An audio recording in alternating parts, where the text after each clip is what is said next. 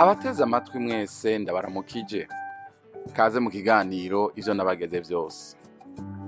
Igihe Yesu yasezera abigishwa biwe yabahaye icagezo ngo bagende bahindura amahanga yose abigishwa, bababatize, baheze babigishe kwitondera ivyo yabageze vyose. Muri iki kiganiro mutegurirwa mukongera mugashikizwa na jewe Yohani Niyondiko, biciye kuri radio Ivyizigiro no ku zindi mbuga zikoresha ubuhinga bwa none.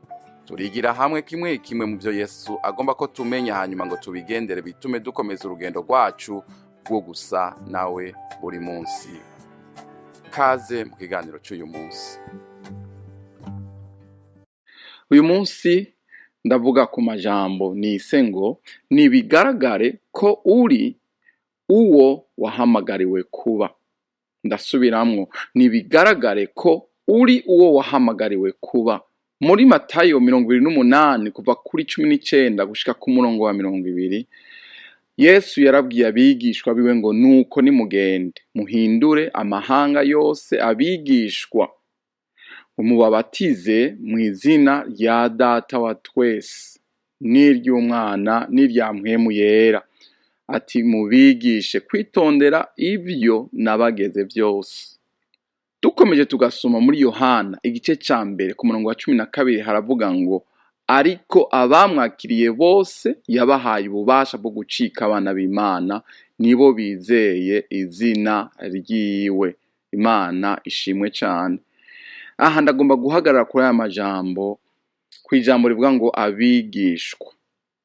Yaravuze ngo mubahindure abigishwa, kuba abigishwa banje, abantu bigira kuri Yesu, abanyeshure ba Yesu, bagenda uko yagenda, bakora ibintu uko yabikora. Yesu ubwami bwiwe, abo mu bwami bwiwe, abanyagihugu bo mu bwami bwiwe bagomba kumera nk'uko Yesu ameze, nk'uko Yesu, bagakora ibintu nk'uko Yesu abikora, yabikoze uko ashaka ko bikorwa. Aba nk'uko Yohana avuga n'abana biwe, baba bamaze gucika abana biwe. Muri Yohana nyine turabona ngo baba ari abantu bavutse ubwa kabiri. Abavutse ubwa kabiri n'abantu bizeye izina ryiwe. Imana idufashe cyane. Aba bigishwa ba Yesu, aba bavutse ubwa kabiri, aba bana b'Imana, iyo bagiye hamwe bagira ishengero, baba bagize ishengero. Iri jambo ishengero riva mu ijambo ry'ikigiriki ryitwa ecclesia. Turakunda kuryumvana cyane abakatolika, kandi iyo turyumvise mbere abaporoti tukaryumva tukarifata ko ari ijambo umenga nyene nitwonarishisha no mu kanwa, ariko niryo jambo risigura ngo ishengero, ecclesia. Iri jambo rero Yesu ubwiwe yararikoresheje, turabizi, aho yavuga ngo kuri urwo rutare ngo nzokubakako ishengero, ngo kandi ecclesia, ngo kandi ngo n'amarembo y'ikuzimu ngo ntazorishobora, naho yorigwanya azorigwanya ngo ariko ntazorishobora. Rero uwo mbaza uti none iri jambo risigura iki? Bamwe barumva ngo ishengero bakumva ati n'amateraniro, abantu bateraniye, abantu bateranye ni ishengero. Abandi bagira bati ngiye kwishengero, akabavuze iki? Urusengero basengeramo, inzu, la maison, the building, abantu bahuriramwo bagasenga. Ahandi iri jambo rirashobora gusigura umugwi w'abantu, b'abantu bakoraniye ahantu bagasengera hamwe. Iri jambo littéralement urisiguye rikava mu kigiriki ngo ecclesia, risigura ngo abahamagawe bakurwa ahantu, called out, bakuwe mu bandi, barahamagagwa, bashigwa ukwabo. Iyi nsiguro ya kane isa nkaho yegereye ico Yesu Kristo yariko aravuga. Ndavuga ngo ico Yesu yariko aravuga mfatiye kuki? Mfatiye kuri ico gihe Yesu yari kumwe n'abigishwa biwe. Abisirayeli, abayuda batwagwa, baganzwa n'ayandi mahanga, baganzwa n'abaroma, ariko imbere y'abaroma bari baraganjwe n'abagiriki. Iri jambo ecclesia ku bagiriki ngo wari umugwi w'abantu batowe mu bandi, urumva bahamagawe bakurwa mu bandi, hanyuma ariko ngo bakaba ari umugwi uyoboye abandi, urongoye abandi, ni ukuvuga nka conseil communal canke conseil y'igisagara. Barya abantu aribo batwara, bajejwe amabanga y'igisagara canke y'umuji. Ku Baroma naho ecclesia wari umugwi co kimwe n'abagiriki, ariko bitandukanye gato. Wowo wari umugwi batora mu bandi, uwo mugwi bakawurungika ahantu mu bice, mu bihugu canke mu bisagara bafatishije umuheto, bagaca batwarayo uwo mugwi kugira ngo ugende uzezwe amabanga y'Abaroma muri ako gace, uganze urongore aho muri ako gace, aho muri ico gihugu bafatishije umuheto. Uku kurongora baba bafise manda iteye ubwoba, ikomeye cyane.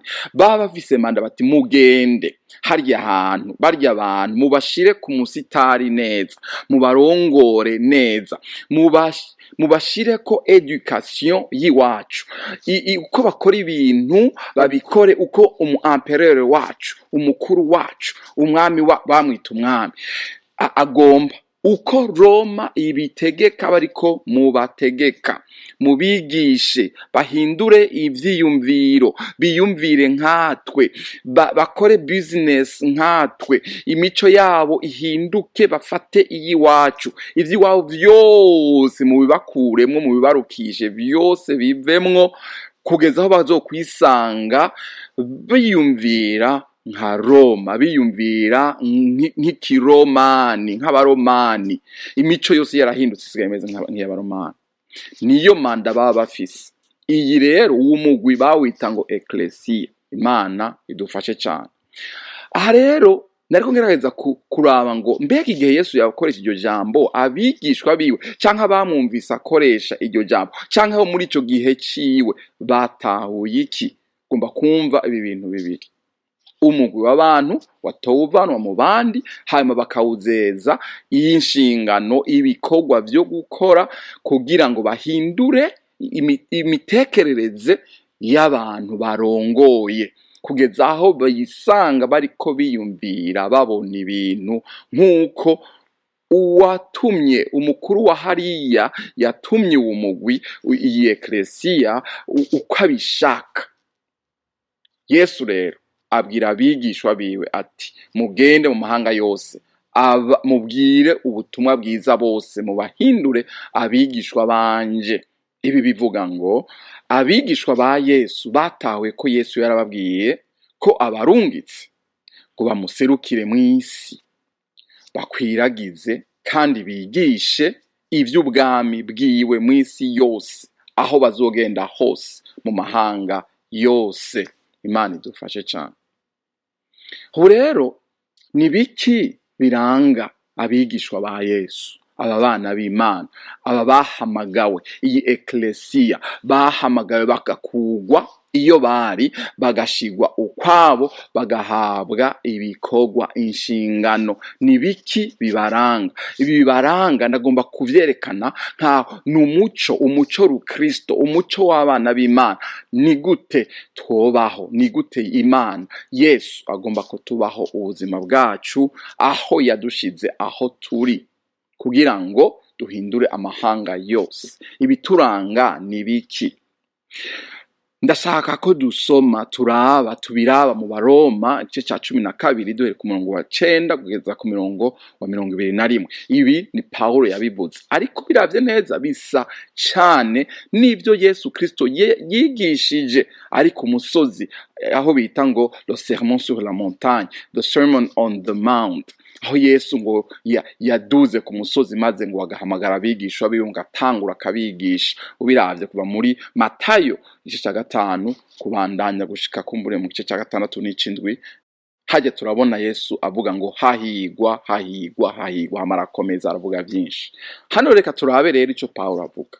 Paulo aravuga ibintu byinshi cyane. Ibi bintu ndasenga nipfuza wewe uri kuranyumviriza ko wobigira ihangiro objectife yawe muri uyu mwaka.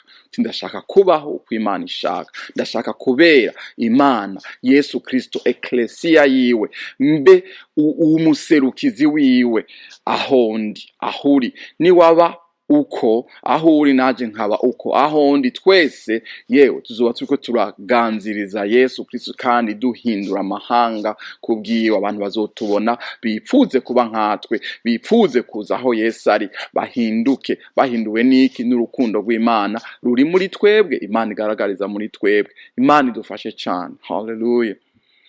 Ubwa mbere duhamagarirwa kugira urukundo rutagira uburyarya. Aba Yesu yabahamagaye ngo bagire urukundo rutagira uburyarya.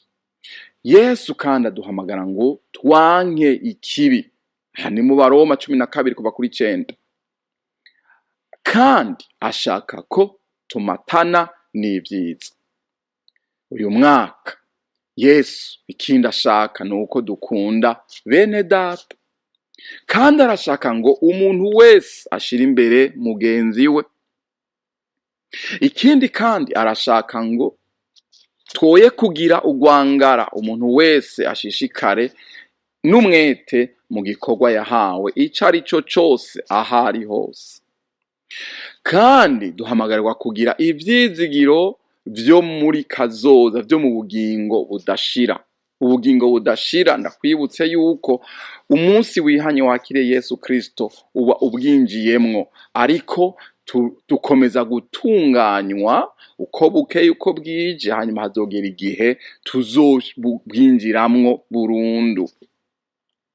Duhamagarirwa kandi kunezererwa amagorwa yacu. Aba Yesu, abigishwa ba Yesu, abana b'Imana banezererwa amagorwa yabo. Duhamagarirwa kandi kudacobogora mu gusenga. Duhamagarirwa kandi kugabaniriza abera, gusangira n'abera bene data ngo uko bakenye. Tugasabwa kandi gutanga indaro. Paul yahimiriza abera bene data ko bakira abandi bakabaha indaro. Guhezagira abaduhama. Tugahamagarirwa kandi kunezeranwa n'abanezerewe no kubabana n'ababaye. Kutagira nkunzi, kutaraba abantu ku butoni, kudatora abantu ku butoni. Ndakwibutse ko niko navuga ngo ibi nivyo Yesu Kristo yaduhamagariye kugaragaza aho turi hose, kuko turi ishengero ryiwe, ecclesia. Yadukuye hehe? Iyo yadukuye mu mahanga, mu vyaha, ngo kera nta bantu twarimo, ariko turi abantu b'Imana. Tukira abanyavyaha, tukira abanyavyaha, we yaradukunze. Imana ishimwe cyane. Aduhamagarira kandi kutikakisha, kwicisha bugufi. Akaduhamagarira kandi kwemera kugirwa inama, guhuza umutima n'inama na bene data. Imana idufashe kandi dushoboze. Yesu kandi araduhamagarira iki? Ati kugira ngo bigaragare ko muri mu bwami bwanje, ko muri abanje, mwoye gusubiriza ikibi mu nkoko uwabakoreye ikibi. Ati nyabuna igihe cyose bishoboka kuzura n'abantu bose, mwuzure n'abantu bose, mubane amahoro n'abantu bose.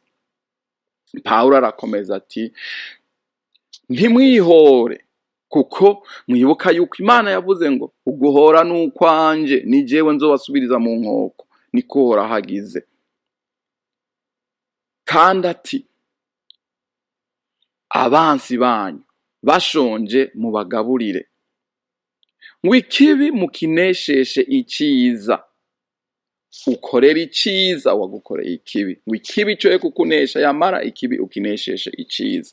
Imana idufashe cyane. Aya n'amajambo Paulo yakoresheje abwira bene data ishengero ryo muri Rome, atari bwanabone n'amaso yiwe, ariko arababwira ati mubeho ubuzima bumeze butya. Navuze ntibi Yesu nivyo yigishije nawe abwira abigishwa biwe ati mubeho gutya, mubumunyu w'isi, mumuco w'isi, mukunda abansi banyu, musabira ababahama. Bisa n'ibi Paulo yavuze. Imana idufashe cyane. Ibi rero uko nabidondaguye umenga ni byinshi cyane kandi si bike, ariko yewe ku muntu yakiriye Yesu Kristo uravyumva ukumva wobisubiramwo wobirya ugasubira ukabihekenya. Imana idufashe cane. Mwibuke dufise mpwemu yera aba muri twebwe. Mpwemu yera mufasha wacu aradufasha kubaho ubu buzima buhesha Imana icubahiro, buhesha Yesu icubahiro, bugaragaza ko turi abahamagawe, abakuwe hariya mw'isi. Mwibuke umutwe w'amajambo bavuga ngo nibigaragare ko uri uwo wahamagariwe kuba. Imana idufashe. Uyu mwaka nitwabaho ubuzima buhimbara Yesu Kristo, buhesha Yesu Kristo icubahiro, nitwabaho ubu buzima Paulo yavuze ngaha mu Baroma 12 ku murongo wa 9 gushika kuri 21, tuzohesha Imana icubahiro. Imana idufashe, Imana iduhezagire gukomeza gukora ivyo yatugeze vyose. Haleluya, amen. Ndabashimiye mwebwe mwese mwateze amatwi ikiganiro ivyo nabageze vyose. Twizeye ko mwafashijwe n'inyigisho y'ubu munsi. Tubifurije umugisha w'Imana mu banyu no mu vyanyu. Naho ubutaha.